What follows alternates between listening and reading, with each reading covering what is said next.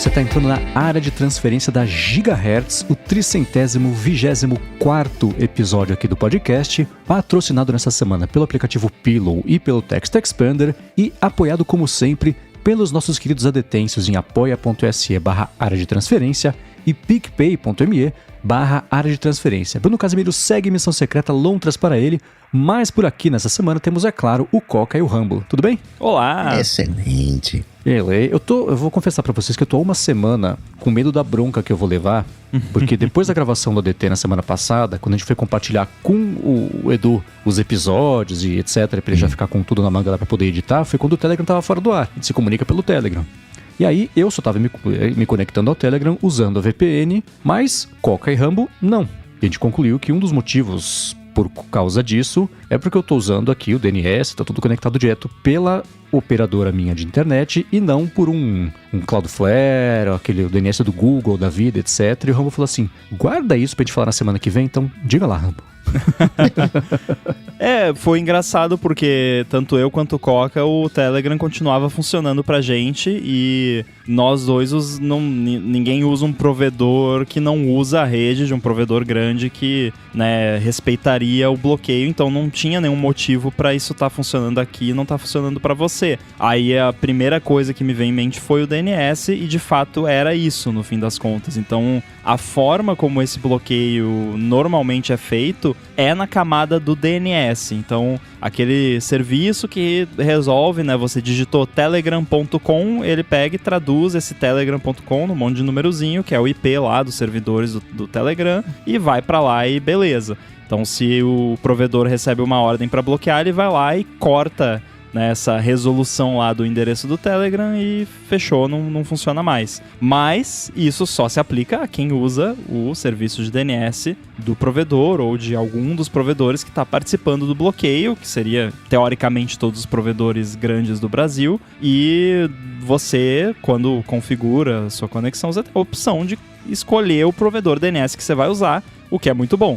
Então, eu e o Coca temos configurações um pouco mais customizadas, então a gente acabou não sendo afetado por isso, mesmo sem estar usando 100% do tempo uma VPN. Aí o lance do DNS é que assim, você pode configurar isso tanto no nível do roteador, então na sua casa ali, qualquer device que conectar na sua rede vai usar o DNS que está lá no seu roteador, porque ele usa um protocolo que chama DHCP que vai perguntar lá para o seu roteador, qual é o DNS que eu devo usar aqui? Daí o roteador vai falar, usa esse.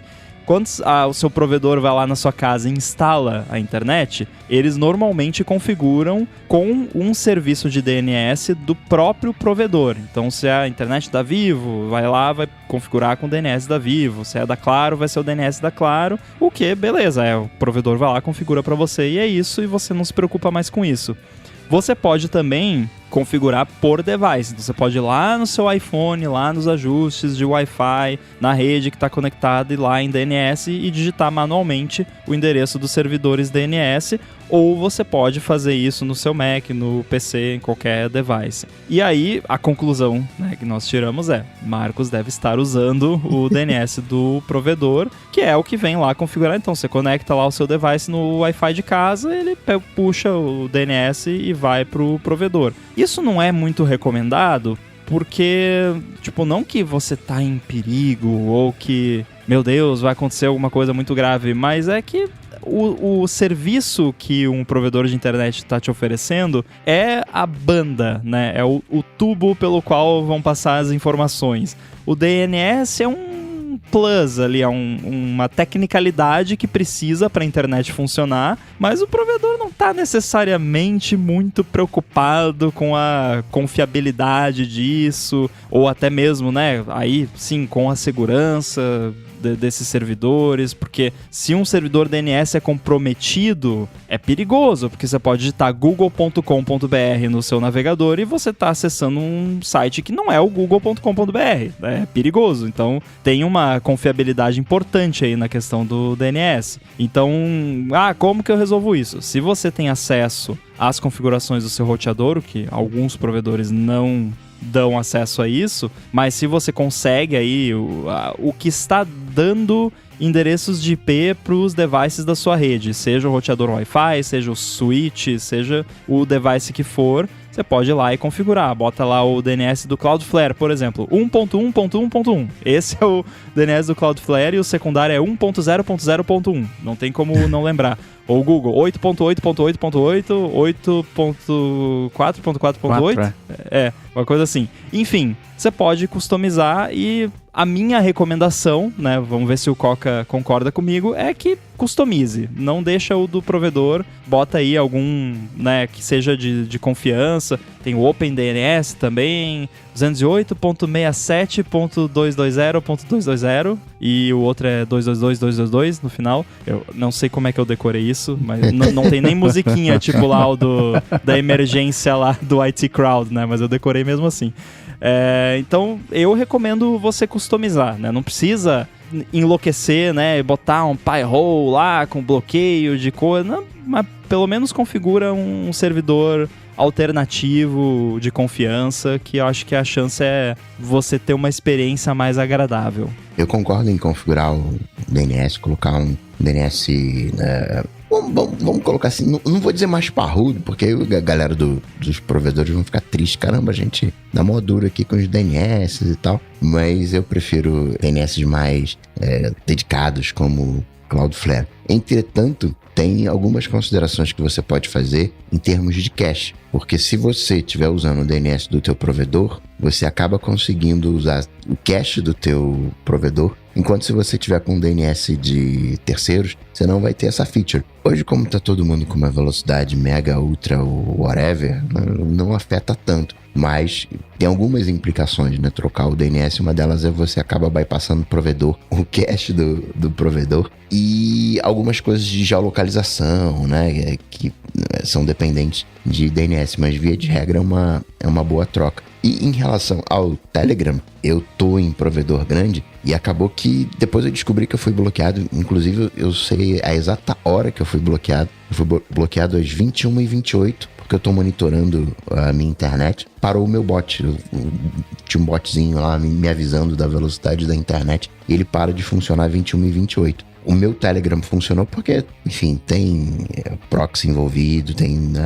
todas as minhas comunicações passam por VPN. Então, por isso que estava funcionando na hora. E eu achei que era a questão do DNS, mas não era. Por causa desse bot que eu descobri no dia seguinte, que parou de funcionar. E aí vem uma péssima ideia usar WhatsApp e Telegram como notificação, né? Porque eles podem falhar, né? Melhor usar um serviço próprio de notificação. E um detalhe desse bloqueio é que ele não era só um bloqueio de DNS, ele era um bloqueio também de IP. A minha operadora bloqueou o DNS e o IP, que às vezes, né, tem sites que eles estão bloqueados no DNS que eu consigo acessar porque tem outro DNS. Esse, né, o site do Telegram eu não consegui acessar porque tinha um bloqueio no IP. E é outra, né, curiosidade também, da vez passada que o Telegram foi bloqueado, foi enviado um pedido à Anatel, e aí se fechou o Brasil, as entradas do Brasil, meia dúzia de 3 entradas que o Brasil tem, fecharam na porteira, não passava nada. Dessa vez o pedido foi feito pelo Sinditeles, né, o sindicato das operadoras, pegou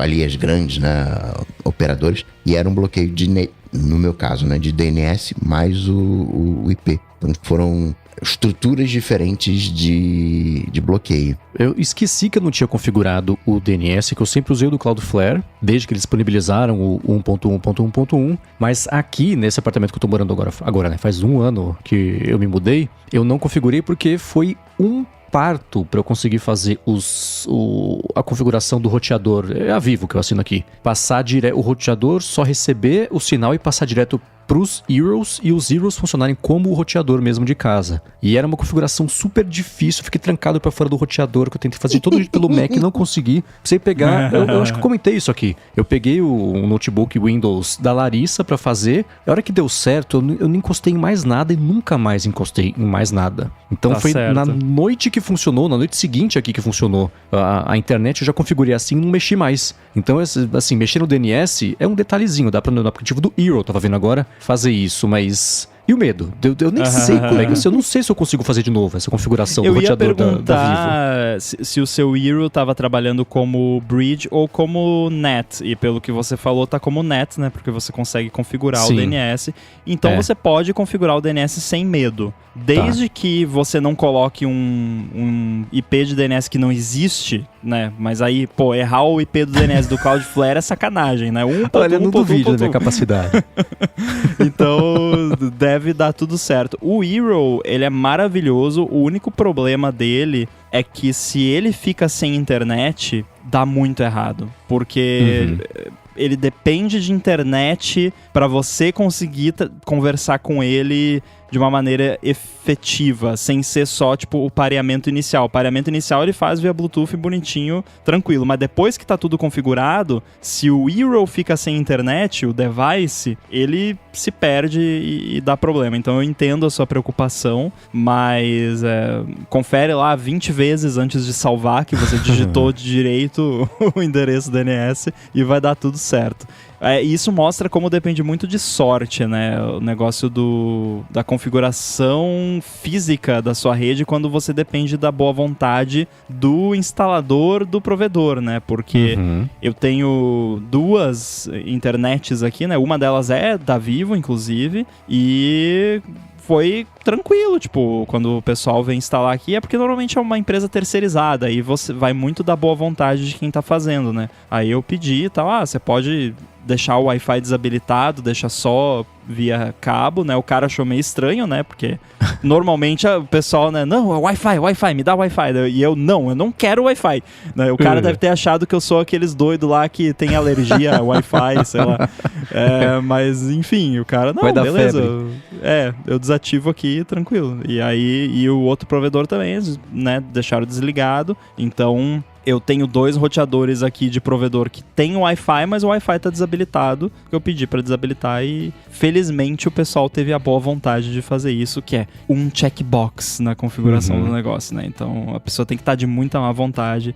Mas eu entendo porque às vezes pode ter gente que fala e o cara não entendeu direito, ou a pessoa não explicou direito, daí o cara vai lá e desativa o Wi-Fi, daí a pessoa depois liga lá no provedor que tá sem Wi-Fi, daí o cara sabe? Então eu entendo por que eles fazem, às vezes tem má vontade, né, de fazer essas configurações mais avançadas, mas felizmente eu consegui convencer eles de que eu era adulto o suficiente pra lidar com isso. Aqui, nossa, foi eu não me divirto resolvendo esses problemas, eu acho irritante, né, então se eu puder não tocar nisso de novo pro resto da vida, que eu sei que é impossível, isso vai acontecer em algum momento. Então assim, se eu não aparecer aqui no ADT que vem, é que deu ruim na hora que eu fui mudar o DNS, senão deu tudo certo.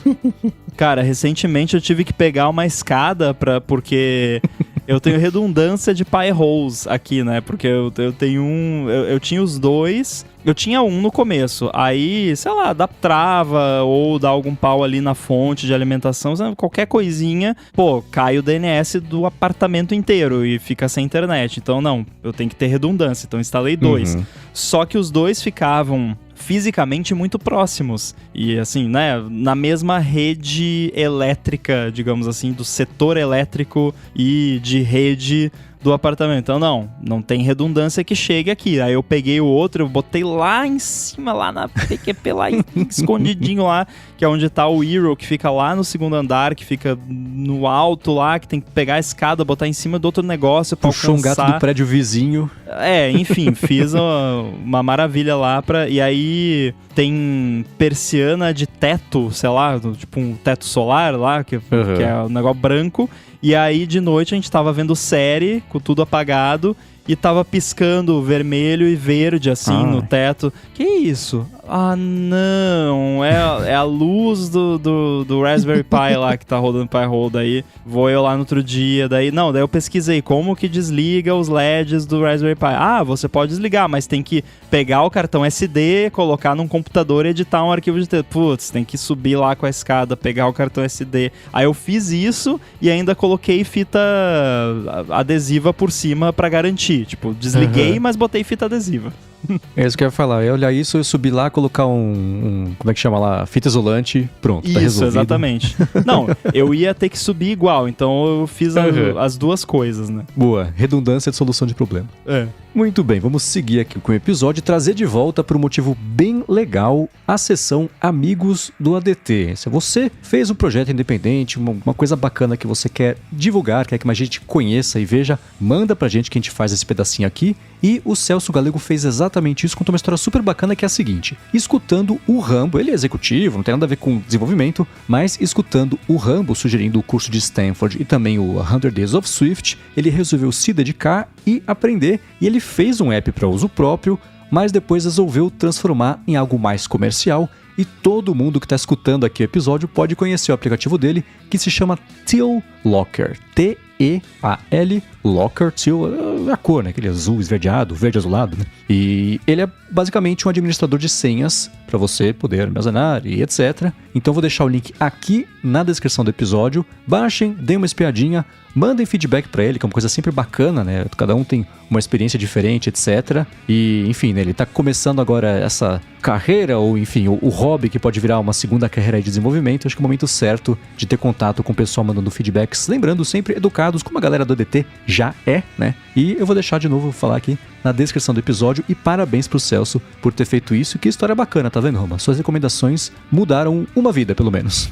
Pô, eu fiquei muito feliz quando a gente recebeu a mensagem aí do Celso. Parabéns por ter conseguido lançar o primeiro app. Não é fácil, né? Eu já estive lá, sei que não é fácil ainda. Hoje em dia é mais difícil ainda, porque quando eu comecei, era mais difícil a parte do desenvolvimento um pouco, porque ainda era Objective-C, tinha que, né, uns traquejos um pouco mais complicados que não tem hoje em dia, mas a parte de convencer a Apple que você merece lançar o seu app lá, hoje em dia tá muito mais difícil. Então você ter o app lá já é um achievement e tanto. Então parabéns aí, fico muito feliz que as dicas valeram de alguma coisa.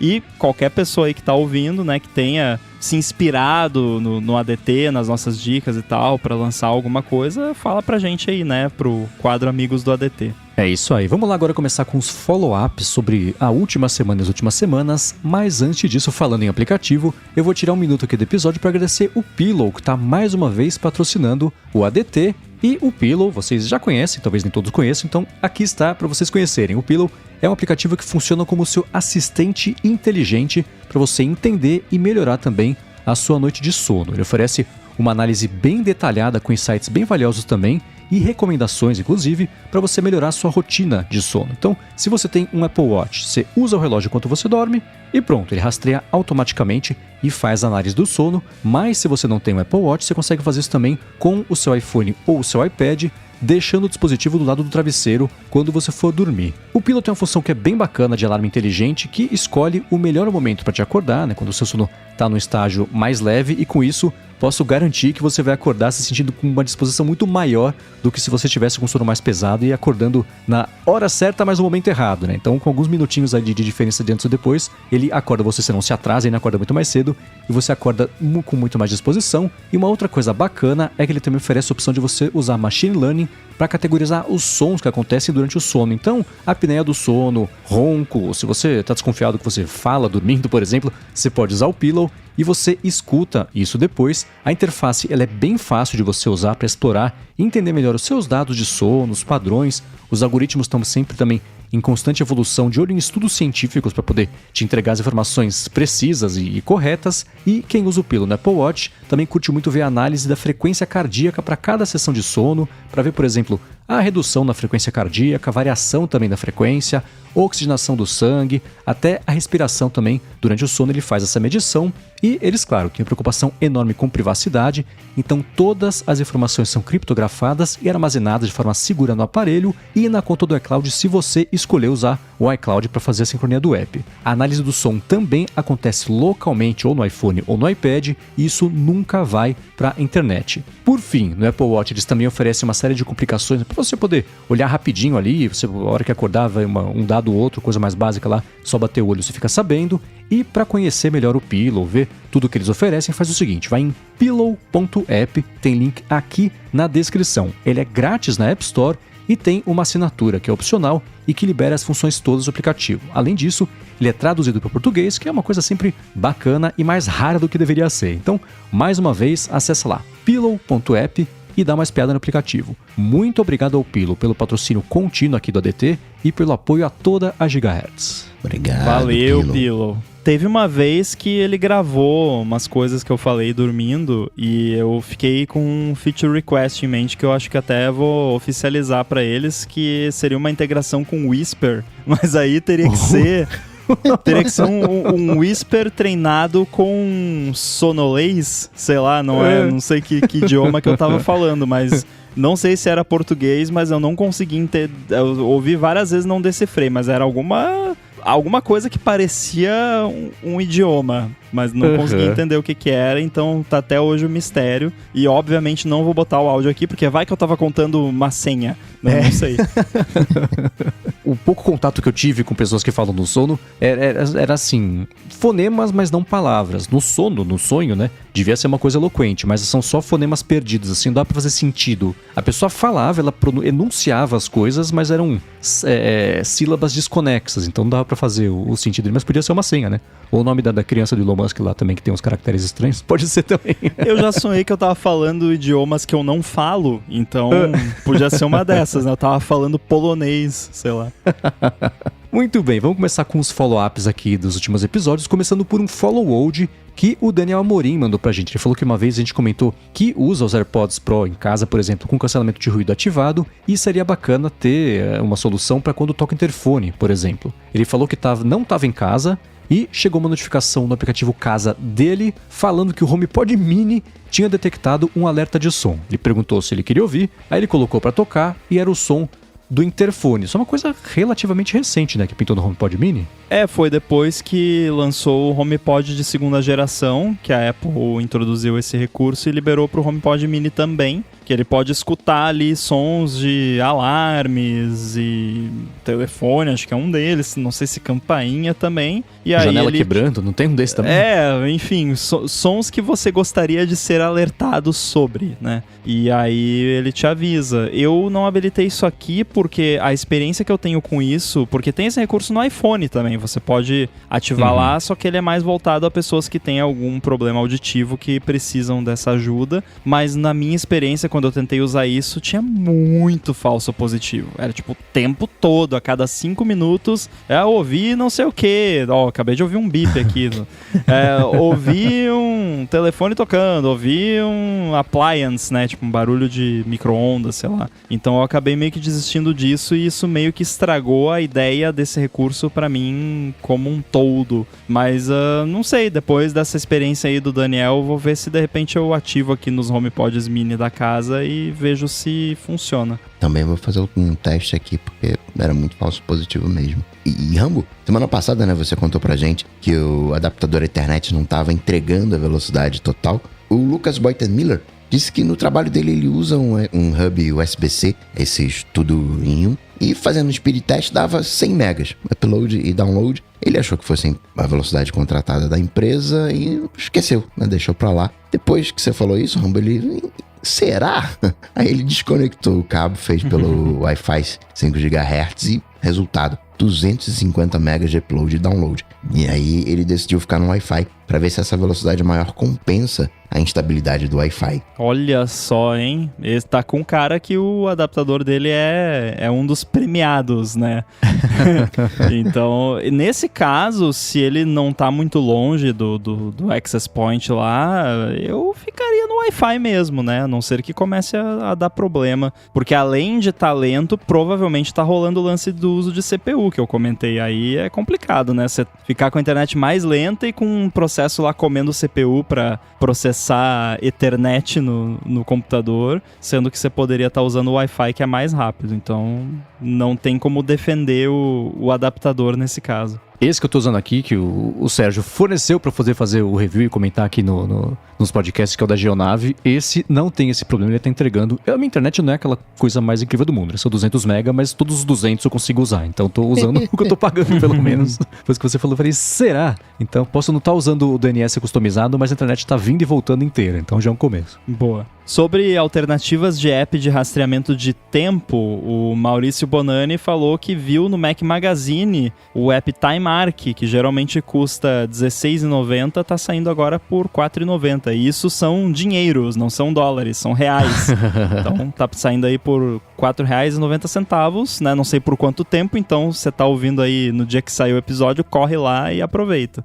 Enquanto estamos gravando, ele segue nesse preço, eu dei uma espiadinha, e ele tem um conceito curioso, ele chama Time Arc. Você já pensa em arcos e é exatamente isso. É que nem o Daisy Disk, que ele mostra como é que tá preenchido o seu disco com gráficos de arcos e uma coisa meio de torta, assim. Então eu achei interessante... Pizza. O de pizza, né? De torta, né? Que é pie chart, né? De pizza, exatamente. Então ele tem esse jeito interessante de você ver como é que estão os registros que já aconteceram no tempo que você fez e o que tá rolando agora também. Vale dar uma espiadinha. E tem pra Mac e tem pro iOS também. Então, quer dizer... Tá vindo na Mac App Store, o chip M2, eu não sei exatamente se tem mesmo para Mac, mas tem pro iOS, isso com certeza. Então vou deixar o link na descrição, dá uma espiada se ele segue com desconto, porque eu não quero que ninguém gaste além do que estava pensando em gastar, porque a gente falou que estava esse preço na quarta-feira para lançar na sexta. Confere, né? Pode ser que seja R$16,90, mas esse lance do gráfico é pie chart, né? Que seria o gráfico torta, né? Mas aí em português é gráfico pizza, mas aí eu fiquei pensando, porque o do Daisy Disk, por exemplo, ele não é uma pizza, ele é uma pizza com um furo no meio. Aí eu fiquei pensando o que tem um furo no meio que a gente, né, tem aqui no Brasil. Então eu, daqui em diante, vou chamar esse gráfico de gráfico pudim. Rosquinha.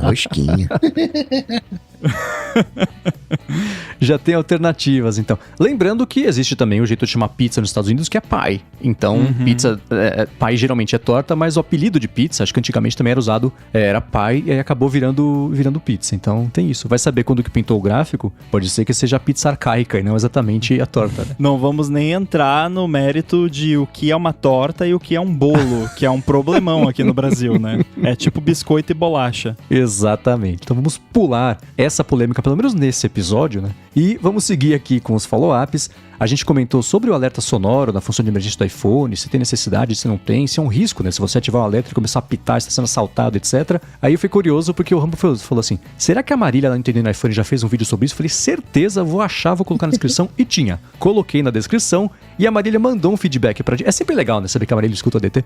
Ela mandou um feedback pra gente dizendo que ela deixa o alerta sonoro ligado porque evita a ativação acidental. Ela falou, pensa, por exemplo, você deixa o iPhone ali no porta-copos do carro, ele fica apertando lá o botão, aí chacoalha um pouquinho, pronto, ele ativa o alarme e você não fica sabendo que isso aconteceu. Ele contata, por exemplo, a pessoa que você colocou como contato de emergência, além de serviço de emergência, e aí, por exemplo, vai que o iPhone está no modo não perturbe. A pessoa não consegue nem falar com você, ativou a emergência e mata a pessoa do coração, né? Então, de fato, para evitar uma das funcionalidades, deve ser justamente essa de evitar que você ative sem querer a emergência, assuste um monte de gente e vá bater a polícia na sua porta, ou bombeiro, ou emergência, enfim, na sua porta aí, sem necessidade, né? Nossa, é verdade. Eu esqueci completamente dessa questão da ativação acidental quando a gente comentou. E aí, quando eu tava ouvindo a DT, antes até dela mandar o feedback pra gente, eu pensei, putz, verdade, mas e se a pessoa aciona sem querer, né? Que pode acontecer. Então, realmente, é um excelente motivo pra você ter o alerta sonoro ligado. Aqui eu mantenho ele desligado ainda por enquanto, porque não ativei sem querer nenhuma vez e eu não uso o iPhone em circunstâncias onde isso aconteceria, mas realmente, né? Imagina se a pessoa tá lá, recebe fulano ativou emergência no iPhone e aí a pessoa tá no não perturbe, você não consegue ligar, a pessoa não atende, meu Deus, né?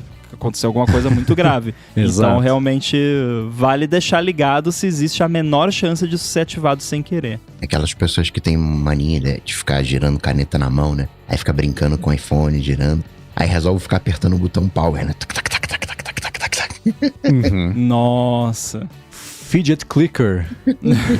Eu tô com um problema com o controle da Apple TV, aquele que tem a bolotinha, né, o novo, que agora eu não sei o que aconteceu, que toda vez que eu vou pegar ele, eu aperto sem querer o botão lateral da carangueja. Então eu pego ele, o meu grip tá errado, sei lá, e ele ativa lá a carangueja na Apple TV. Tá bem chato isso. Bom, seguindo pra gente finalizar essa primeira parte aqui de follow-ups e follow-olds, tem o terceiro, que é o follow-out, porque nessa semana eu e o Felipe lá no A Fonte repercutimos um rumor de que, vem imitando algumas semanas, mas apareceram detalhes, talvez um pouco mais precisos, de rumores ainda, nada confirmado claro, sobre as mudanças do WatchOS 10. O que se sabe, não confirmado, vou falar de novo, é que ele vai ter a maior mudança de interface até hoje, vai mudar bastante coisa, e eu e o Felipe exploramos um pouquinho o que isso pode significar, os nossos desejos, né? Quem quiser saber mais detalhes pode escutar por lá, mas eu sei que o Rambo também tem algo a dizer, ou poder talvez explorar um pouco mais a respeito disso. Bom, é mais dizer que já vai tarde, né? Ou já vem tarde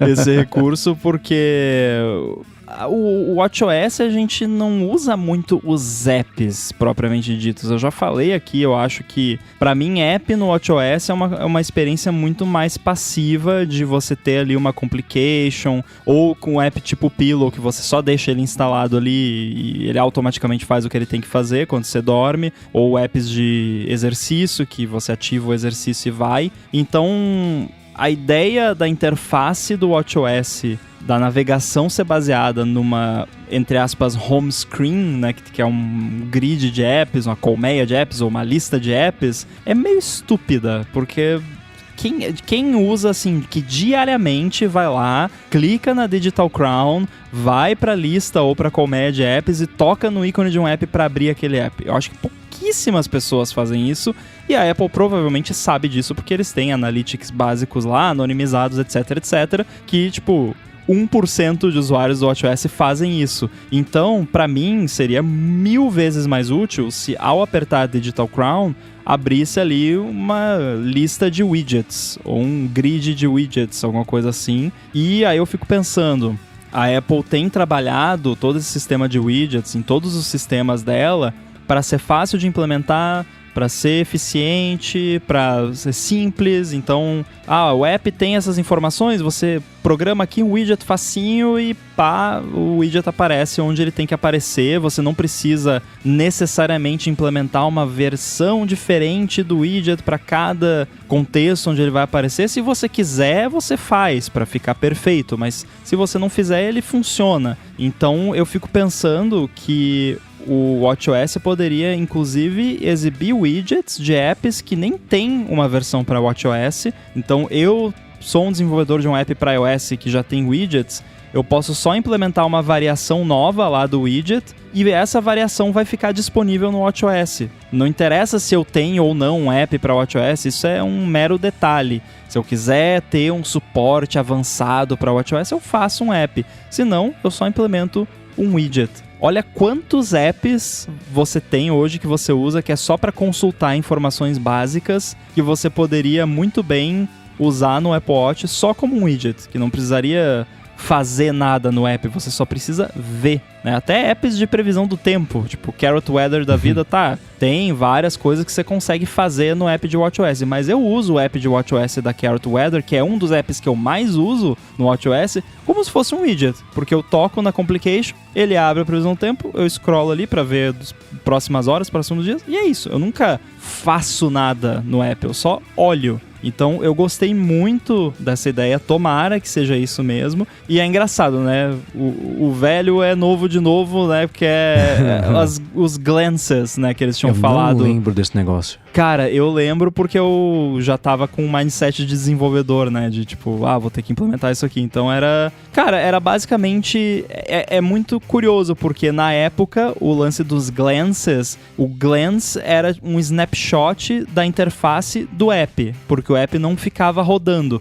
Para começar, o app nem rodava no Apple Watch, o app rodava no iPhone. Então ficava só um snapshot do app lá, que era como se fosse um widget. E naquela época isso era por causa de uma limitação técnica. Hoje em dia é por funcionalidade, seria porque isso é bom e é isso que as pessoas usam de fato no Apple Watch. Não quer dizer que não vai dar para ter app de Apple Watch, vai continuar podendo ter app de Apple Watch com interação, com tudo, mas para enorme maioria dos casos onde você só precisa ver uma informação, o widget daria conta do recado. Eu vi essa especulação do pessoal comentando uma coisa parecida com isso. Tem até uma parte mais técnica de dúvida do tipo, se você estiver com o Apple Watch na rua, tá com Wi-Fi... Wi-Fi não, né? Com dados celulares, se ele se conectaria ao seu iPhone para puxar os dados, ou seria um servidor separado que distribui os widgets, etc. Essa é a parte que a gente fala assim, deixa a Apple se preocupar com isso, porque esse é o trabalho deles, né? Então, problema deles, né? Exatamente, né? Isso faz completo sentido. Você falou, a gente consulta, né? O uso do Apple Watch muito mais de consulta do que de interação. Daí veio o título do episódio da fonte, né? Que é o app me usa, não sou eu que uso o aplicativo, é diferente todo o espectro de interação. E você comentou que o velho é novo de novo. No fim das contas, não só essa parte dos glances, que eu tô tentando achar no vídeo que eu fiz lá pro blog do iPhone, primeiras impressões, pra ver se eu interagi com esse glances e esqueci, deletei na minha cabeça esse negócio.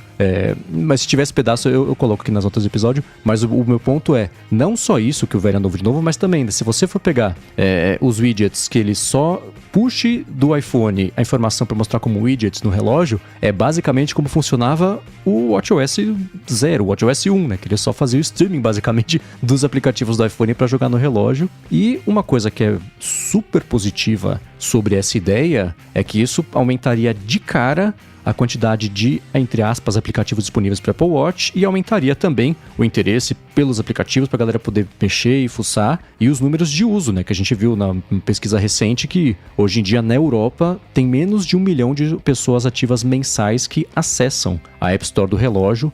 Então... Eu nunca acessei a App Store do Apple Watch. Eu acessei, sei lá, uma vez quando lançou pra ver como é que era, tentei baixar um app, não funcionou e nunca mais. Ele queria que eu digitasse a minha senha do Apple ID na tela do Apple Watch, nem sei como. Então, enfim, desisti, nunca mais abri, porque pra quê, né? Quem é que vai usar isso? Não entendo. A última vez que eu entrei diretamente no relógio na loja, eu acho que foi pra baixar um aplicativo que era só de uma complicação das fases da Lua, feito pelo David Smith, chamava Moon++, depois virou Geneva Moon, e não deve existir mais o aplicativo, porque ele tem tanto app que ele vai matando os que acabam não sendo muito rentáveis, e esse certamente era o nicho do nicho do nicho, deve ter ficado 3 semanas na App Store, mas ainda assim foi quando eu acessei pelo relógio para baixar. E também foi uma experiência bem enroscada, foi o oposto do azeitado do Coca. Fui mexer na loja para conseguir instalar, ou era pelo iPhone, ele falava que não podia, que já tinha comprado, né? Pô, sei lá, era uma confusão. Então, removendo esses pequenos atritos, todo mundo ganha, literalmente, né? Porque é um dos jeitos de incentivar que as pessoas sigam, enfim, descubram a loja e descubram e aumentem a utilidade também da utilização, né? Deixa o Apple Watch mais útil e a pessoa fica mais fiel à utilização.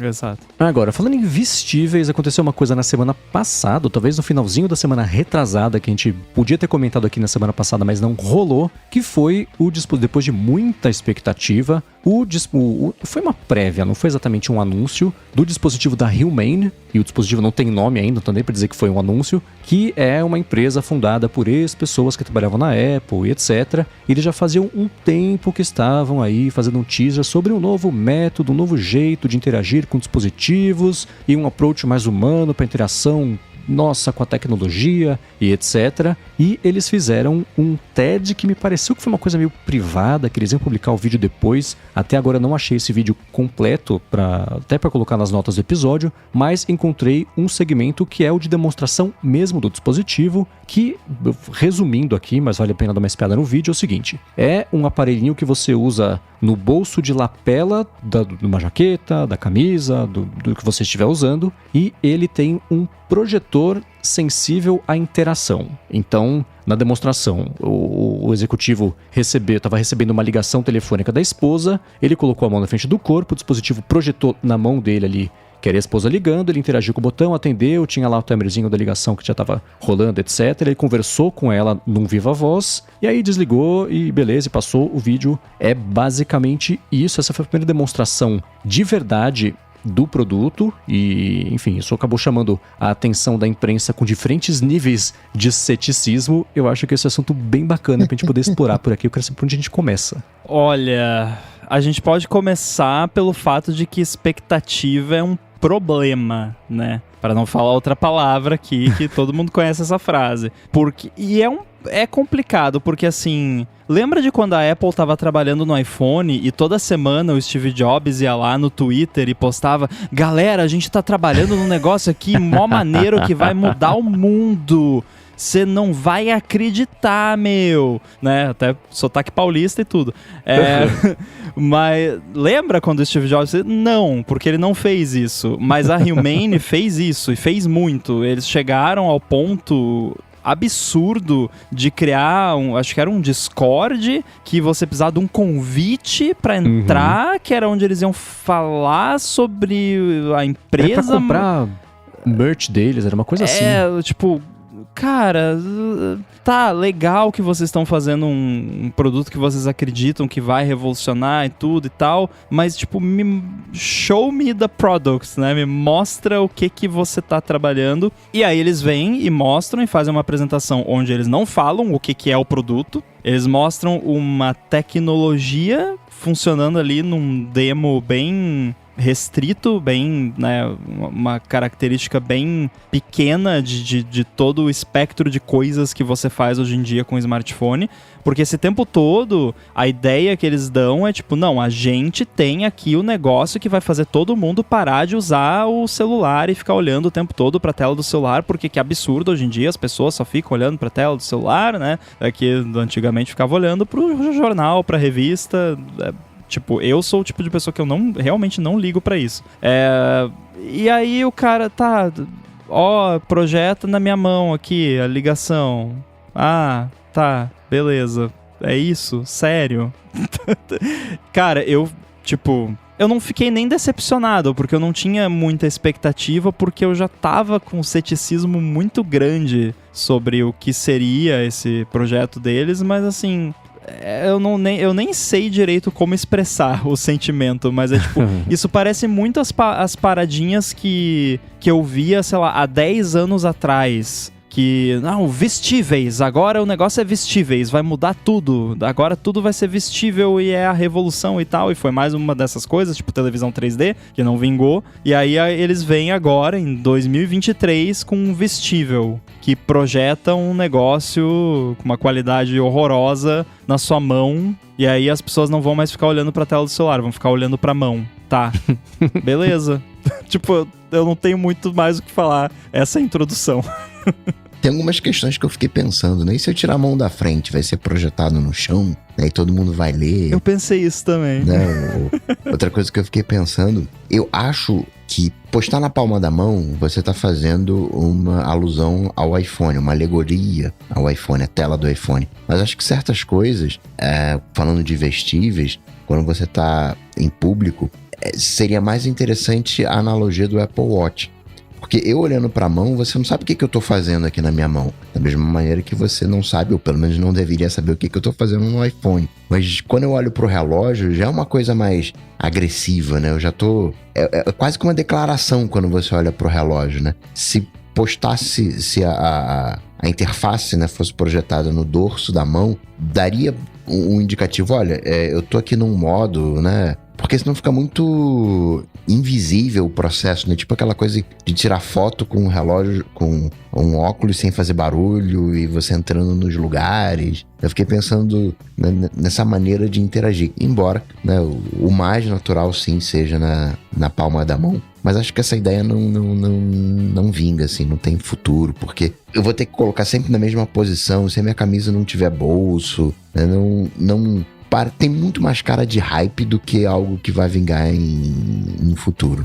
Ele tem a cara, de um conceito. Aquelas tecnologias que a gente vê muito demonstrado, é coisa de CES. Eu acho que é o melhor jeito de definir. Isso é uma tecnologia que agora dá pra fazer e colocaram lá um produto que é uma prova de conceito que resolve um problema que ninguém pediu pra ser resolvido. Ele não é claro, não vai ser pra você scrollar a timeline de rede social, não é pra você ficar lendo notícia. Eu acho que o conceito de tirar a tecnologia da vida e deixar os humanos interagirem sem uma tela entre eles é pra você, se você precisar ver. É a mesma interação com o do Apple Watch. importante. Então são coisas pequenas para você poder interagir quando precisar, só consultar uma coisa ou outra. O que foi uma coisa que já foi bastante questionada é o seguinte: o método principal de interação é esse, né? Você projeta ali na sua mão e interage com a voz. Em que situações que você está em público que é apropriado você interagir com a Siri, que seja só por meio de voz? No restaurante não dá, numa reunião não dá, no trabalho não dá. Se alguém começar a falar com a Siri do meu lado, você joga uma caneta na cabeça. Não, né? Então, e conversar, né? Então, as demonstrações, assim, atender uma chamada em viva voz e... o que pintou aí no meu dia? Teve a notícia tal, chegou e-mail não sei o que lá, você tem uma reunião agora às 4. Essas coisinhas, você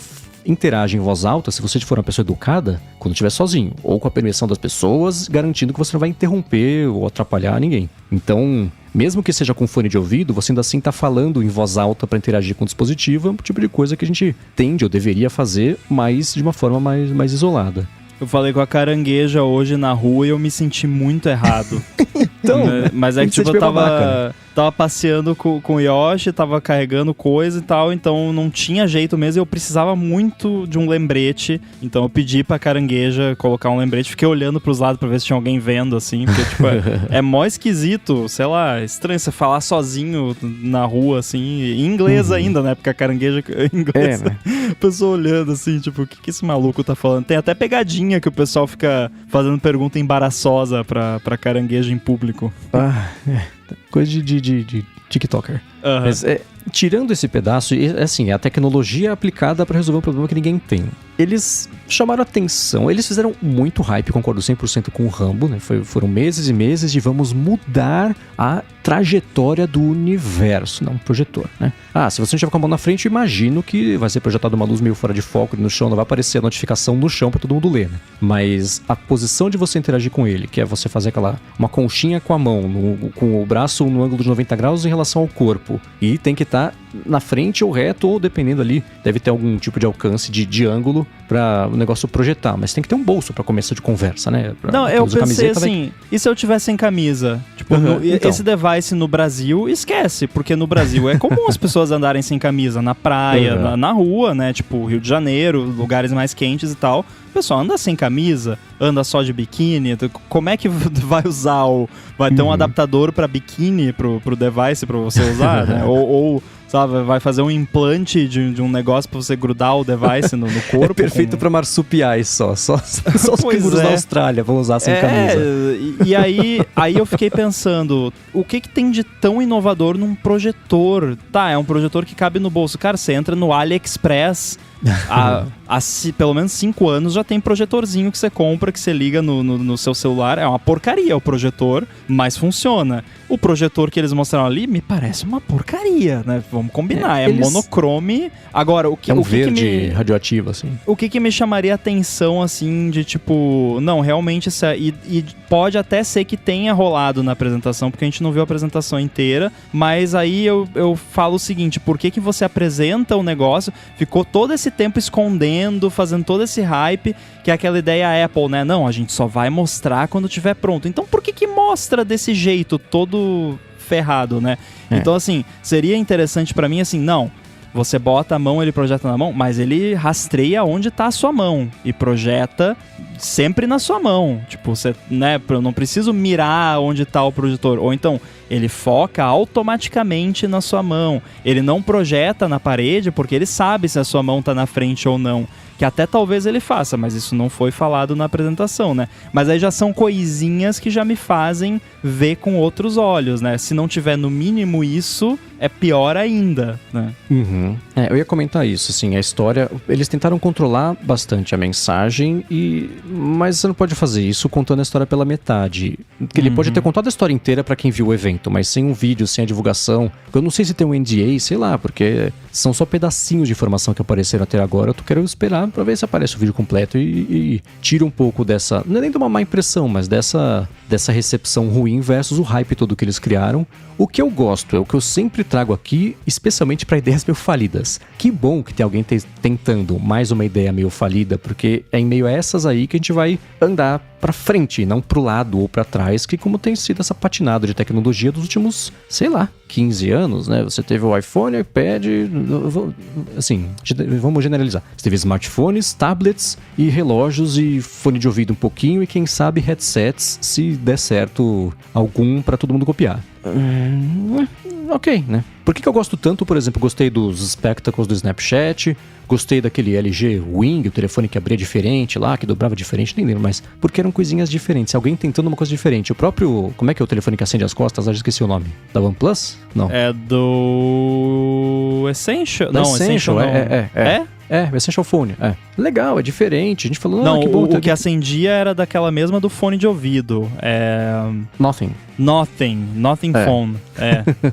Os últimos 15 segundos são parte do problema. Ninguém conseguiu se estabelecer. A gente ficou tentando, estamos 18 marcas aqui na última. Então, mas eu gosto dos exercícios criativos, mas com as expectativas controladas para que o retrogosto do anúncio não seja só isso, né? E que as pessoas se empolguem com o pouco que você mostrou e não achem que foi pouco que você não devia ter mostrado. Então é difícil achar esse equilíbrio, eu tenho certeza, ainda mais quando você acredita muito na sua missão, de que você tem uma coisa super bacana que você mal vê a hora de poder contar pra todo mundo, mas não tá na hora ainda. Aí você marca, vamos anunciar em fevereiro. Aí tem que adiar. Você criou todo um hype que era pra ter o seu ápice em fevereiro, não dá. Não tô falando que foi isso, eu não sei, mas imagino que isso tenha sido anunciado depois do que eles queriam, porque faz muito tempo que eles estão nesse hype que era meio patinado também, era um hype lateral, né? Não ia crescendo. Eles começaram alto e seguiram isso. Então, eu gosto da ideia de alguém tentar fazer uma coisa diferente, mas eu tô menos convencido de que esse é o futuro da interação humanos-máquina do que eu tava antes do anúncio. E não mais convencido, aí é um problema. Eu quero ofender um monte de gente, provavelmente, vestindo o meu chapéu de millennial aqui, porque eu tive uma sensação quando eu ouvi falar dessa apresentação e depois quando eu vi esse trechinho de vídeo que a gente tem, que é, se o seu demo principal é um telefonema, você já perdeu. Porque quem é que faz telefonema? Ninguém faz, tá? Não, mas Rambo, eu trabalho com vendas, eu passo o dia... Tá, você trabalha com vendas. Não, Rambo, mas eu uso muito telefone. Que idade você tem? 47 anos, tá, beleza. Nada contra, tenho até amigos que têm mais de... né, eu tenho amigos de 90 anos, normal, beleza. Mas assim, as gerações mais novas, né, assim, da minha pra baixo, não usam o telefone desse jeito. Então o seu demo não pode ser uma chamada telefônica.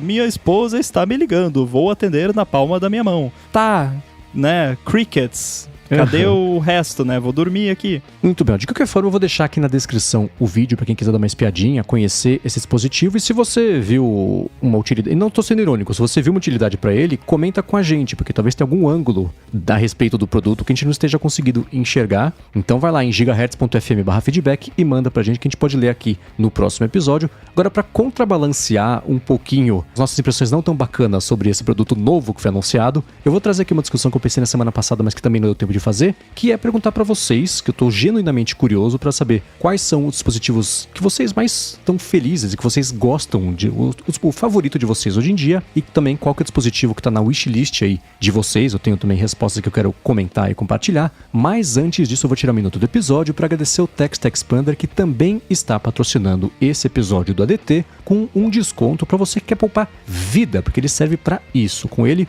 você cadastra pequenos atalhos de teclado para substituir por textos completos enormes ou pequenos ainda assim, que você tenha que digitar repetidas vezes, ou que você tenha preguiça de digitar, ou que é difícil de lembrar, e etc. O Text Expander, ele tem para telefone, tem para iOS, tem para Mac, tem para Windows também, tem para Chrome, então dependendo do aparelho Android também rola, enquanto não pinta aí uma versão oficial para Chrome, e com ele você cadastra atalhos para trocar por texto completo, que podem ter formatação inclusive, então negrito, itálico, cor, link, diferentes tamanhos, tudo isso ele guarda e joga lá para você de um jeito muito fácil. E eles têm suporte a trabalhos com equipes. Então, se você trabalha com uma equipe ou em uma equipe, ou se você comanda uma equipe que tem que ter acesso a versões de texto que ficam mudando, ou muito volume de informação mesmo, que é uma coisa que às vezes é meio chato de consultar, a pessoa tem que pegar no e-mail que já mandou, arrisca de estar desatualizado, você resolve de vez isso com o Text Expander, porque aí todo mundo passa a ter acesso instantâneo às versões mais atuais do texto. Eu uso todos os dias o Text Expander, eu não posso...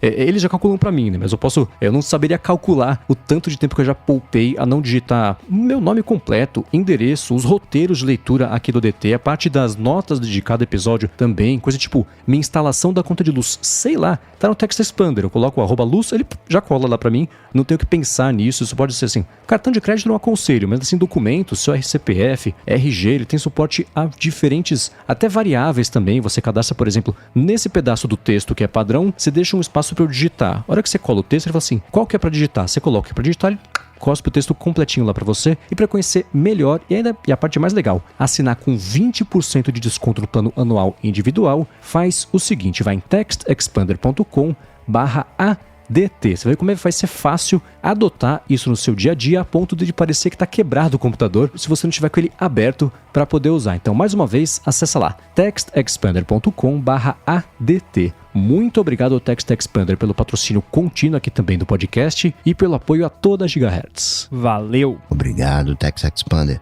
E vamos lá, Coca, começando por você, eu tô bem curioso para saber qual o dispositivo que te traz mais alegria, seu dispositivo hoje favorito aí no seu dia a dia, que pode ser novo, pode ser velho, mas quando você usa, pensa assim, nossa, que bom que isso existe e que bom que eu tô usando. Eu tava pensando nisso, né? Não sei se alegria é a palavra, mas é o dispositivo que eu passo mais tempo, né? Que eu quero aperfeiçoar, que eu quero mexer, que é quase que um hobby, né? Que é o Raspberry Pi. Certamente deve ter gente que entrou nessa onda de automação caseira e aí faz, né? Não, caramba, eu vou aqui colocar uma luz e tal. E você gasta um tempo naquilo ali, né? Pra deixar do seu jeitinho, a sua configuração. E hoje o dispositivo que eu passo mais tempo, né, livre, né? O Mac é onde eu passo mais tempo, com certeza, mas aquele tempo livre, caramba, eu podia estar correndo na praia, jogando uma bola, eu poderia estar... Não, deixa eu... É o Raspberry Pi, né? Pra mim é um queridinho, né? Quando eu sempre tive uma máquina 24 horas disponível para me ajudar, até mais ou menos 2010. 2010 eu parei com isso e para mim, claro, tinha ali o Time Capsule, né, que de alguma maneira é uma máquina, você pode colocar ali arquivos e tal, mas eu voltei com isso, né, eu fiquei quase totalmente móvel ali de 2010 a 2020, mas 2020 fiz as pazes com digamos assim, um servidor, né, e para mim tá sendo 3 anos já, 4 anos já de Raspberry Pi e ainda continuo ali mexendo, brincando, né, apertando os parafusos, né, ajustando, refinando. Pra mim o meu queridinho é o Raspberry Pi hoje em dia. Nossa, é muito legal mesmo, porque você ter um computador à sua disposição ali que tá 24/7 ligado na sua rede de casa, abre muitas possibilidades pra quem é nerd que nem a gente, né? E aí, você fazer isso é complicado, né? Você deixar lá um computador ligado o tempo todo e tal. Mas, cara, o Raspberry Pi é tão pequenininho que você coloca ele lá e você esquece, né? Você só bota lá, que nem eu tava falando mais cedo do Pi-hole lá, cara. Eu abro uma gaveta aqui de casa, cai 5 Raspberry Pi no meu colo, então qualquer coisinha, dá pra fazer com o Raspberry Pi? Bota, né? Bota o Raspberry Pi ali, então é um computadorzinho maravilhoso mesmo. É louco, é que assim, vocês sabem que essa parte mais técnica nunca foi o meu forte e nem como hobby, né? Então, eu sempre fui mais travado com isso, mas sempre que eu vejo vocês falando sobre os projetos necessários, eu falo, putz, eu devo ter alguma coisa que eu conseguiria resolver e me divertir aqui usando o Raspberry Pi, fazendo, etc. Mas ainda não tô nesse estágio de profundidade de conhecimento para tirar proveito só da parte bacana, sem ter que quebrar a cabeça, que é a parte que não me diverte muito na hora de fazer essa brincadeira. Fora que, Mendes, que o Raspberry Pi é uma coisa feia, vamos combinar, é feio. Porque não é uma solução montada, feio, né? É cabo pra lá, cabo pra cá. É um ventilador, né? É tipo o Apple I. Assim, ele é queixo duro, né? E pra mim esse que é o barato do negócio, né? Queixo duro, é feio, mas tá ali, né? Tô insistindo. Ele não é um produto fechado, né? Você coloca ali do seu jeito, você prende com fita isolante aberto ali, mas é pra fazer isso mesmo, é pra deixar ali naquele canto, pra fazer aquela... Ninguém mexe, não chega perto, não. Se alguém... assim, eu vejo alguém com um pano perto do meu Raspberry Pi, eu já pego uma vassoura aqui, eu sai pra lá. Ninguém toca, porque se tocar vai, né, vai parar de funcionar. Essa parte faz parte do charme dele, eu acho, né? Assim, não é pra ser bem acabado, é pra ser aquela coisa meio descabelada mesmo, aqueles cabos meio pra fora. Eu sei que tem os cases, o pessoal faz projeto de impressora 3D. Tem um que eu vi uma vez que era transparente, de acrílico, super bonitinho, né? Então... os meus tem case. Os meus tem case. Um deles eu comprei já com o casezinho e o outro eu imprimi na impressora 3D. Então, é uma coisa à parte, né? Mas ele pareceu o InModem que a gente comentou na semana passada, né? Aquela placa com a porta e com sorte um ferro reto pra você colar o parafusar no computador. Eu acho que é parte desse negócio meio hacker, sabe assim, que faz parte da brincadeira, até do perfil, acho que da galera que compra e usa e gosta de fuçar. É essa coisa mais de entranhas, né, do hardware. E do preço também, né? Porque ele é pra ser acessível, então também não dá pra ter muito acabamento, né? Sim, tem isso. Aqui no Brasil, ele custa quanto? Sai uns... 10 vezes o valor em dólar. Então é tipo $25, aqui é tipo R$250. É a cotação beleza. Do dólar eletrônico, sei lá, que é tipo 10 vezes em vez de 5. Tá. Mas e você, Rambo? Olha, eu queria falar de algum dispositivo tão fofinho quanto o Raspberry Pi, mas eu vou uma coisa mais prática e mais óbvia, provavelmente. É muito difícil escolher um, mas eu acho que, dado tudo, assim, das coisas que facilitam a minha vida e que eu uso com frequência, o que eu mais sentiria falta e, portanto, o que mais faz diferença atualmente são os AirPods Pro. Mais especificamente os AirPods Pro de segunda geração. Mas, conceito AirPods como um todo, porque, cara, os AirPods Pro de segunda geração, pra mim, eles são quase como um hearing aid, assim, eu uso quase que o dia inteiro e eu uso ali no modo ambiente, aí quando eu quero eu uso no cancelamento e é isso, eu tenho 2 pares, acaba a bateria de um, eu boto no case, pego o outro que tava no case e vai indo, sabe? Então, pra mim, é o que eu sentiria mais falta hoje em dia, embora seja um acessório, né? Então, sem um Mac, sem um iPhone, sem um iPad, sem uma Apple TV ou qualquer que seja o device, eles não servem de muita coisa, mas a quantidade de tempo que eu uso eles sem estar ouvindo nada, só para ter ou o cancelamento de ruído ou o modo ambiente adaptativo que cancela um pouquinho, deixa passar um pouquinho, é ao ponto que já virou quase que realmente um dispositivo de assistência auditiva, não só fone de ouvido.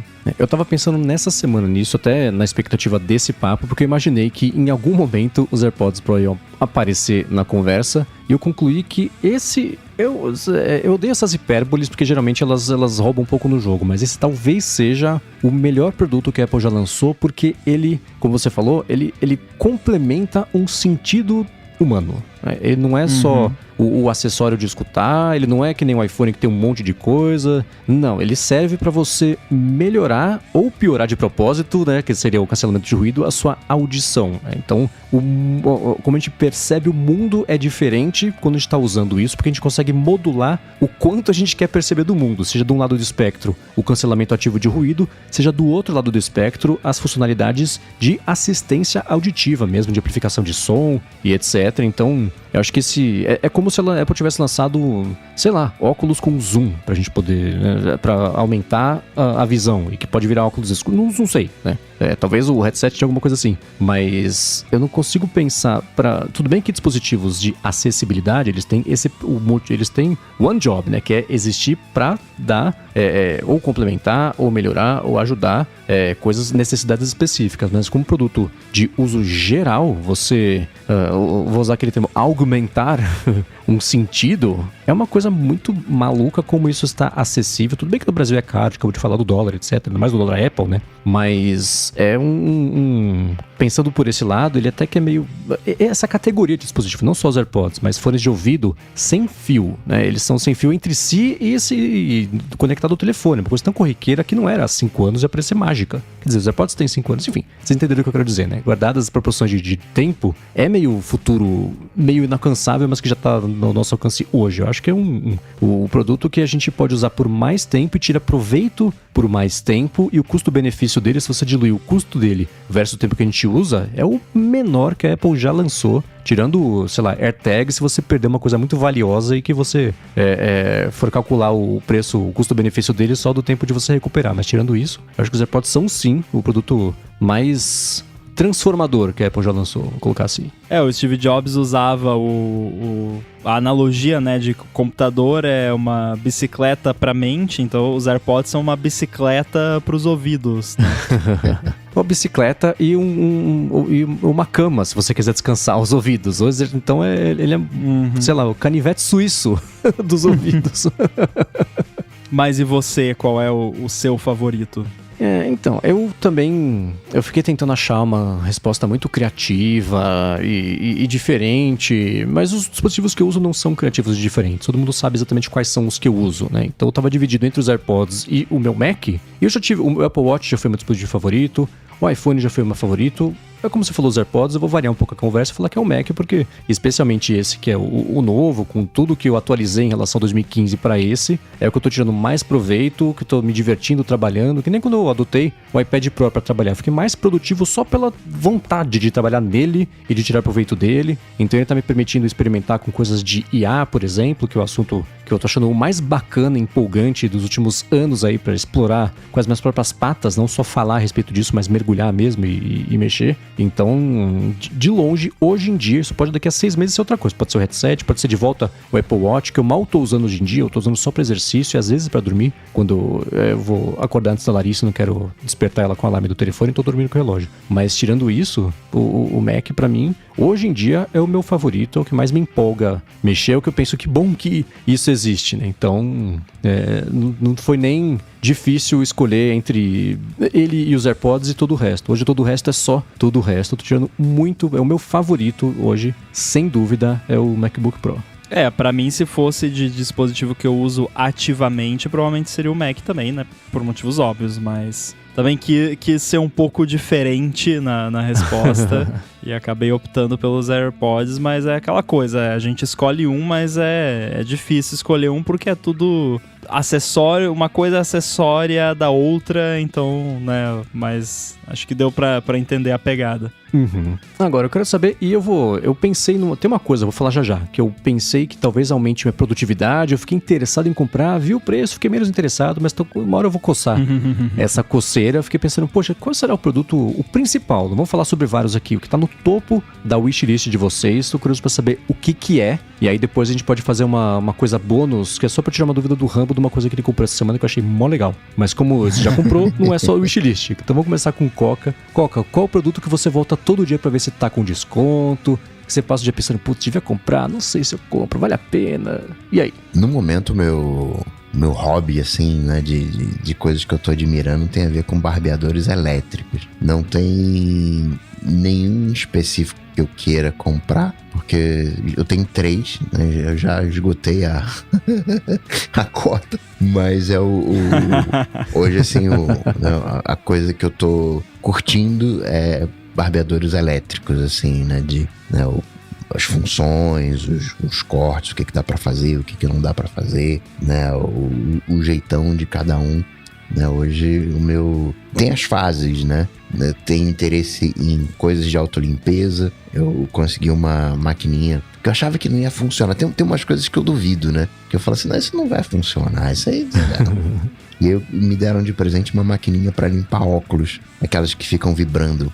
E eu achei que aquilo dali mas o troço funciona, rapaz. Fica Pô, acabei de encontrar o meu produto da wishlist, então. Porque é chato ficar limpando óculos. assim, fica cristalino, assim, parece novo, assim. Falei, caramba, né? Ficou novo, que negócio é esse? É um limpador ultrassônico, né? Isso. Eu falei, pô, né, podia ter um negócio assim pra limpar teclado de Mac, né? É bacana, assim. Né, isso de sentido, tô curiosíssimo pra ver como é que vai ser a ampliação do sentido da visão, né? Mas hoje, assim, né, o que eu tô curtindo, né, que é barbeador elétrico e derivados. Eu tava até em dúvida, mas ficou mais claro agora com a gente conversando, porque lance de wishlist eu fiquei pensando, seria produto tipo sonho de consumo ou seria coisas que não existem ainda, né? E em ambas as categorias eu não consegui pensar em muita coisa, sinceramente, porque eu não tô com muita coisa de wishlist. Não era exatamente assim uma coisa de wishlist, mas é o que eu comprei há pouco, que a gente pode, né, fazer um micro review. Quer que eu faça agora já o micro review? Manda bala. Ainda naquela pegada de vamos economizar 5 segundos, né? Um pouquinho mais de 5 segundos. Tem uma coisa que tava, desde que eu montei esse apartamento aqui, que eu já tava meio que planejado, assim, que um dia eu iria fazer isso, que é automatizar as persianas do apartamento. Então eu tenho aqui no escritório e tem lá em cima na sala aquelas persianas, né, que enrola, né, não tem divisórias nem nada. E aí eu já há algum tempo, né, porque, pô, lá na sala são três lados de persiana e são aquelas bem grandes, bem altas. Então você fica lá, então sei lá, se você vai abrir ou fechar todas as três, você leva ali uns 3 minutos pra fazer tudo isso de uma pessoa sozinha. E aí eu pensei, não, tem como automatizar isso, né? Então eventualmente eu vou ir atrás disso. E aí eu descobri que tem esse dispositivo da Acara, a cara que fala, não sei. Enfim, Acara, que é essa empresa que faz vários dispositivos de casa inteligente, integra com HomeKit e tal. Os dispositivos deles tem reviews muito positivos normalmente. E aí eles têm esse Roller Shade E1, que foi o que eu comprei aqui. Eu só achei na Amazon da Inglaterra pra comprar. Nossa. Então foi o único lugar que eu não achei em nenhum outro lugar, nem na Amazon Brasil, nem na Amazon Estados Unidos. Então comprei na Amazon UK e funcionou de boa, chegou. E você tem que comprar também o hub deles pra integrar com o HomeKit, que a paradinha só conecta no HomeKit via hub, mas isso eu já esperava. E eu nem acho ruim, porque normalmente essas coisas que conectam via hub com o HomeKit funcionam melhor do que as paradas que conectam diretamente. Então eu peguei o hub deles lá, é Zigbee, estilo Hue da vida. O hub que eu comprei deles é o E1 também, que é um bem pequenininho, que parece um Chromecast. Você só pluga lá numa USB que você tem sobrando e ele funciona. Eu não sou nenhum engenheiro de persianas, né? Não sou nenhum persa, não sei. E aí eu percebi, quando eu instalei aqui, que tem uma característica das persianas aqui que eu acho que é bem comum das persianas que o pessoal instala em casa aqui no Brasil, e que nos vídeos que eu vi, porque eu assisti vários vídeos de review da galera mostrando como instala e tal, eu não vi isso, que assim, a persiana que eu tenho aqui, que é um modelo bem comum, ela tem quando a cordinha que você puxa, elas são várias bolotinhas de plástico numa cordinha, né? É tipo uma correntinha de plástico e cordão. E não é um loop essa corda. Ela tem, numa parte dela lá, ela é cortada, né? Então é uma cordinha que foi emendada. E aí tem uma emenda que é um plastiquinho ali que você enfia uma bolinha de um lado, outra bolinha do outro, e aí fica preso lá e funciona. Porém, essa emenda não passa no mecanismo do negócio lá do E1 Roller Shade Driver Whatever Tabajara. Aí eu instalei em uma das persianas do meu escritório aqui para testar, de uma forma que a emenda não precise passar ali no mecanismo, e funciona perfeitamente, porém, como eu não tenho todo o range ali de rotação por conta dessa questão da emenda, ela não fecha completamente, ela fecha quase assim, faltou um pouquinho só. E aí eu descobri que existe uma correntinha, não sei como é que chama, enfim, engenheiros de persianas que estão ouvindo, mandem feedback. Existe um loop que você compra e você instala que é contínuo, que não tem essa emenda. Que foi o que eu vi nos vídeos. Os vídeos do pessoal, normalmente pessoal dos Estados Unidos e tal, eram persianas exatamente como as que eu tenho aqui. Tipo, era bem idêntico assim, só que em vez de ser essa correntinha que tem a emenda e tal, era um loop contínuo. Eu não sei nem que termos de busca eu uso pra tentar achar isso.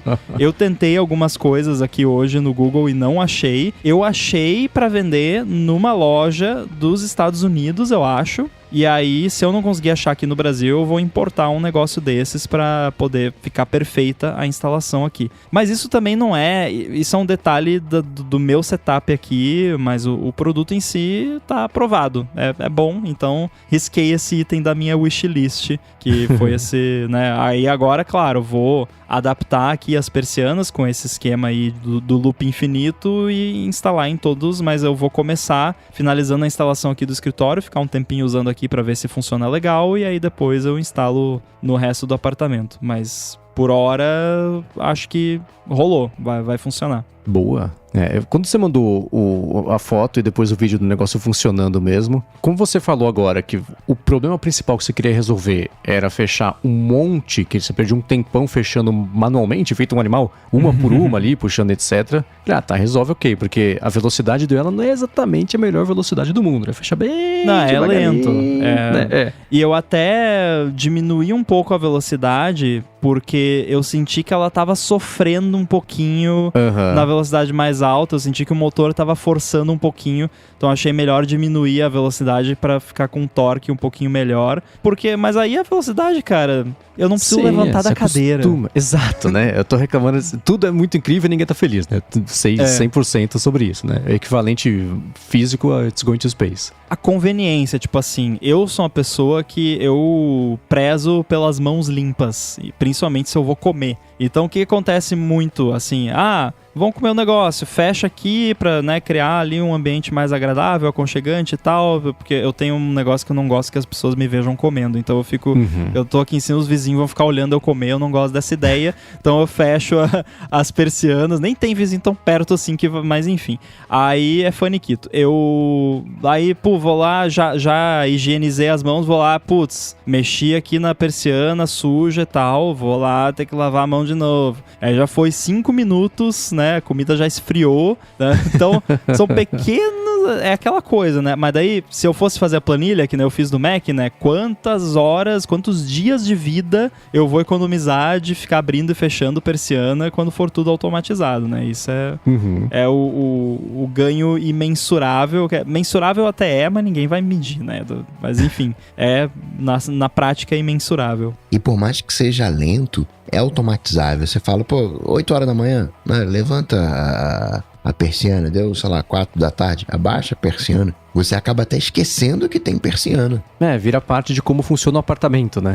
E já aconteceu aqui, por exemplo, quando eu vou gravar qualquer coisa, seja DT, o que quer que seja, eu gosto de fechar aqui no escritório, porque ela fica, obviamente, na janela, e é muito vidro, e de certa forma ela contribui para a acústica também, dá uma abafada um pouco maior ali, e ajuda também a barrar um pouco mais qualquer barulho que venha da rua. Então eu sempre vou lá e fecho. Já aconteceu de eu botar aqui, né, a parte aqui do isolamento que eu coloco, que são biombos, né, de material acústico, e aí, esqueci de fechar a persiana, aí levanta, vai lá, fecha, se fosse, né, de automatizar, só aperta um botão aqui no Mac e pronto, fechou. E eu fiquei surpreso como é silencioso. Achei que ia ser mais barulhento o motorzinho fazendo força pra conseguir levantar, especialmente pra levantar a persiana. Pra baixar, tudo bem, a gravidade ajuda um pedaço, né, mas pra levantar... Não, foi algo que eu não me preocupei muito, mas eu vi nos reviews todos que realmente esse da Cara tem essa característica de não ser muito barulhento, então é bacana também, mas não tava muito preocupado com isso porque não é um negócio que vai ficar funcionando ali o tempo todo, né? Então se fizer um pouquinho de barulho na hora, mas realmente eu acho que eu poderia abrir ou fechar agora aqui no meio da gravação e não ia dar nem pra ouvir, porque é baixinho mesmo. Boa. Mas e você? O que tá na sua wishlist? Então, os últimos 20 segundos do episódio foram por culpa desse negócio aqui que eu pensei, que eu tô talvez a fim de comprar, não sei, que é um Stream Deck. Porque eu acho que ele, para algumas automações e algumas coisas do dia a dia, eu acho que vão ser melhores do que atalho de teclado para fazer e também de deixar coisa no dock aqui do Mac, etc. Então, para abrir alguns documentos, mexer em alguma configuração de coisa assim do Mac, o que eu tô pensando em fazer é comprar e colocar ele colado embaixo da mesa. Eu, por memória muscular e como eu vou configurar, ele deixa. Então, eu vou saber o que cada botão já faz e com o tempo já vai, né, ser mais fácil. Tipo, digitar sem olhar, né? Com a prática e com o tempo você vai pegando isso. Então, o que eu tô pensando em fazer é comprar um Stream Deck e cadastrar alguns atalhos para abrir programas específicos, fazer automações específicas que envolvem mais de um programa e etc. Colar aqui embaixo da mesa e fazer isso. Eu não sei se vocês têm Stream Deck, eu acho que não. Não. Então, eu não sei, eu ia pedir recomendações de uso, talvez. Eu vejo o pessoal, e a vontade que me deu de comprar foi que eu vejo o pessoal no BeReal, que algumas pessoas têm, eu falo, putz, sabe que eu acho que ia ser bom ter um negócio desse no dia a dia, assim? Então eu tô Fico imaginando você, tipo aquela pessoa no tribunal lá que fica digitando, como é que chama aquilo mesmo? Estenografia? Isso, que é tipo, você chega lá, tá o Mendes com uma mão digitando embaixo da mesa e outra em cima, né, e o nariz mexendo no trackpad. Né? E o nariz mexendo no Apple Watch, que a Larissa se diverte. Quando eu vou desligar o alarme, eu dou uma narigada no Apple Watch, pronto, eu consegui desligar.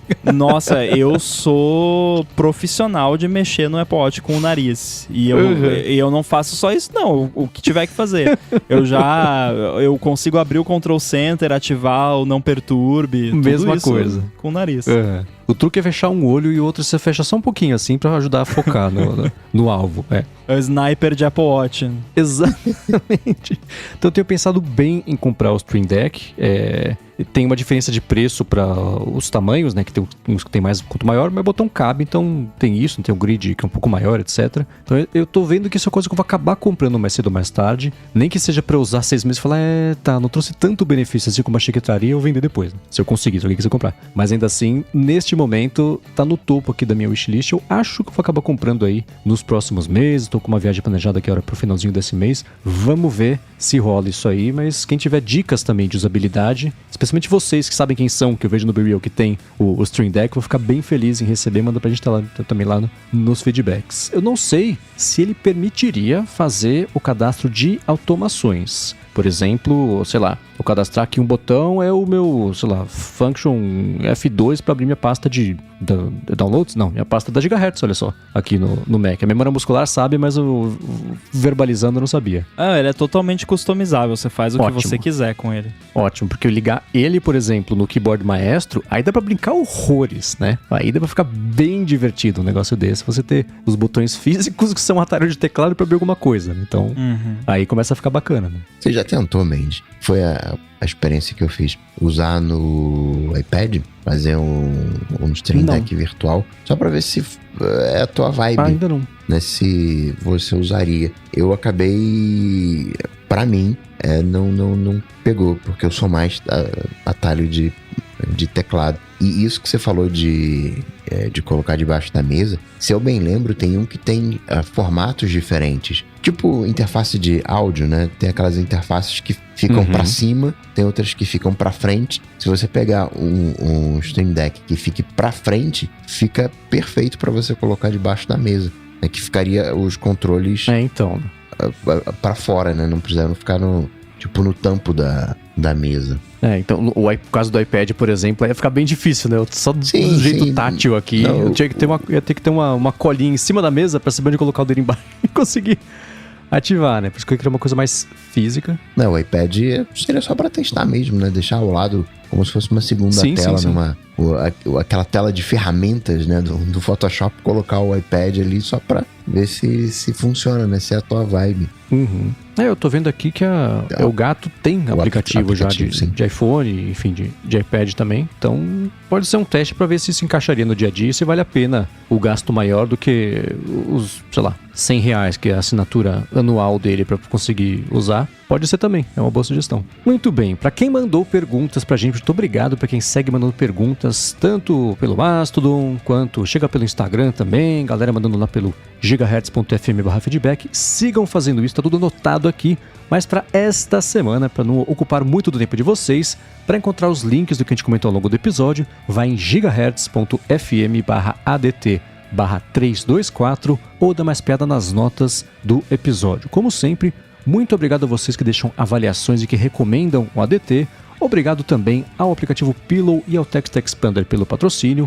Obrigado a vocês que nos apoiam também no Apoia-se e também no PicPay. Claro, obrigado ao Edu pela edição de mais esse episódio. Obrigado também a vocês, Coque e Rambo, pela coapresentação de mais esse episódio do ADT. Valeu! Pra quem quiser me encontrar, estou lá no Mastodon, @inside. Pra falar comigo, vocês sabem, só ir lá no Google bater Coca-Tech ou então no Instagram, no @coca.tech, mandar uma DM. Boa, eu no Mastodon e no Instagram sou o MVC Mendes, apresento um monte de podcast aqui na Gigahertz e também o Bolha Dev e participe. Vou apresentar nesta semana o Hipsters Fora de Controle da Alura, que segue lá no feed do hipsters.tech e escrevo também pro ifeed.pt. Muito obrigado mais uma vez pela audiência de vocês, tudo dito e posto, a gente volta na semana que vem. Falou, Valeu. Tchau, tchau.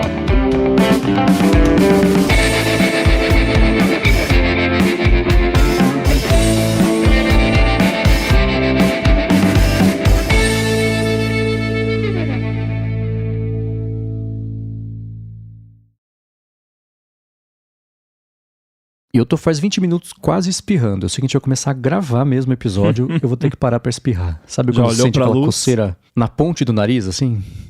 Não adianta não. Esse negócio de olhar pra luz funciona pra mim. Quando eu tô Pra mim com só aquele, queima a tipo, retina. Ih, tem um espirro preso aqui. Eu olho pra luz, né? Vá para a luz. Pior que nunca... Eu só espirro em pares. É a coisa mais bizarra do mundo, mas é impossível Não é todo eu mundo? espirrar em número ímpar. Não sei. Tem gente que espirra uma vez e tá resolvido. Eu só espirro em pares. São 2, 4, 6 ou 8 ou múltiplos de 2. Não, eu é no nunca espirro ímpar. É mínimo bizarro. 2. Tem que ser no mínimo 2. E é engraçado que eu tenho alguns triggers. Deve ser alguma coisa de sinusite crônica e tal que eu tenho, que assim, é depois de comer, então depois da refeição, me dá. Uhum. Normalmente dá, não é um ataque, é tipo um espirro, Sim. 2 espirros e deu. Né? É sempre no mínimo 2. E depois do banho também. É que acho que solta tudo ali, né? O vapor e tal. E aí, então é depois do banho e depois de comer eu espirro. Eu não tenho nenhum trigger que eu achei específico. Pode vir a qualquer hora, mas se vier são múltiplos de 2, que é a coisa mais estranha. A Larissa até já sabe. Eu espirro 2 vezes, ela dá saúde. Eu espirro mais uma, ela espera. Eu espirro mais uma, ela fala, acabou? Eu falo, não sei. Aí mais 2, aí beleza, aí acabou. É sempre Isso estranho, aí assim. é o seu sistema imunológico já tem o faniquito dele, que é assim, não, vou espirrar, mas não pode ser ímpar, tem que ser par. Uhum. São pequenas provas de... Prova de vida não, né? Se um alienígena se passar por mim, se ele espirrar, você já sabe. Se espirrar uma vez, não sou eu. Olha, o negócio da reforma aqui não tá tão ruim quanto eu esperava, mas não deixa de ser complicado. Ah, é, né? E aí eu dei um osso pro Yoshi roer aqui no escritório hoje, só que eu não vi que era um osso defumado. E aí o escritório ficou com um cheiro de defumado. Ah, e aí não. eu cheguei aqui final da tarde, tá com cheiro de defumado. Peguei um bom ar de lavanda e agora tá com cheiro de lavanda defumada. Lavanda defumada, cara. Não. Parece que alguém pegou um raminho de lavanda e queimou, assim. Iu. Não é tão... Até que é bom, né? Que bom que você pensa isso, que você não tinha muita opção, né? Podia ser pior, né? Pelo menos é defumado. Eu gosto de coisa defumada, é um cheirinho bom, né? Eu comprei fumaça em pó. Uhum. Em pó? Pois é. Fumaça líquida eu já tinha usado, fumaça em pó nunca. Mas eu tava comprando umas coisas pra fazer temperinho ali e tinha fumaça em pó. Quer saber? Eu vou comprar. É bom. E como é que ela funciona?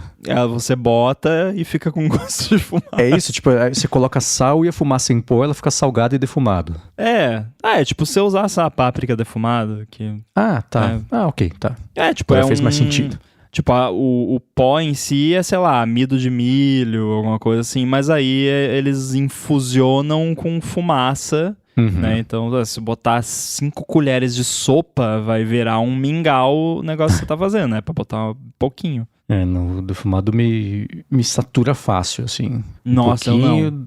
Um minuto, beleza, assim. Mas se for, por exemplo, tem bar que eu gosto de sentar no balcão, né? E quando o bar tem drink defumado, as pessoas adoram pedir. É insuportável passar a noite inteira vendo o povo acender o negócio lá pra fazer a fumaça. E mesmo comida mesmo defumada, assim. Cerveja, né? Tem a... Como é que chama a cerveja que é defumada? Eu tenho faniquito com um drink defumado, não sou muito fã. Mas comida, cara, você pode matar, injeta fumaça nas minhas veias. Eu adoro. Mas bebida não curto muito, não. Eu não lembro. Tem a Bamberg, que é a cidade na Alemanha que a tradição lá é cerveja defumada. Ela é uma cor caramelo escuro, assim. Eu dei um gole e falei, nossa, que delícia. No segundo gole eu falei, tá, saturou. Eu tinha mais 1 litro pra tomar. Eu falei, não, vamos lá. No fim parecia que eu tava tomando um bacon, né? Alcoólico. É muito forte. Molho barbecue, às vezes, assim, também é a mesma coisa. Você dá uma mordida e fala, beleza. Na terceira, fala, não queria tanto, não. Você já fez molho barbecue? Vai uma quantidade obscena de ingredientes, é bizarro. Nunca fiz. Eu já fiz, é muito ingrediente, é melhor comprar pronto mesmo. É tipo curry. O tempero que eu mais faço aqui, que é uma mistureba de coisa, é o cajun, né? Que é... Nossa, eu nem sei de cabeça, mas vai uma cacetada de coisa. Inclusive foi pra isso que eu comprei um monte de ingredientes pra fazer o cajun. E, nossa, na batatinha... Isso que eu ia falar, eu conheço a batata frita com ele, que é que nem tem no Five Guys, mas além disso põe no quê? No que você quiser. Pode pôr no feijão, pode pôr qualquer... Mas assim, né, as indicações são pra colocar um... Eu gosto na carne, assim, tipo, vai fazer sei lá, um steak ali, você pode fazer tipo um dry rub com cajun, vai fazer uma carne no forno, vai fazer... Até eu faço um risoto pra gente, que é um risoto defumado, acho que não seria pra você, mas no comecinho ali, se eu boto um pouquinho de cajun, dá um gostinho diferente ali. O meu eu não faço muito apimentado. O do Five Guys, por exemplo, ele é bem fortezinho, assim, bem apimentado. O meu aqui eu faço um pouco mais leve, porque nem todo mundo curte tanto a pimenta. E eu mesmo, assim, né, quero só comer uma batatinha ali com gostinho diferente, também não quero comer um negócio apimentado, assim. Então eu dou uma maneirada na pimenta. Mas é delicioso.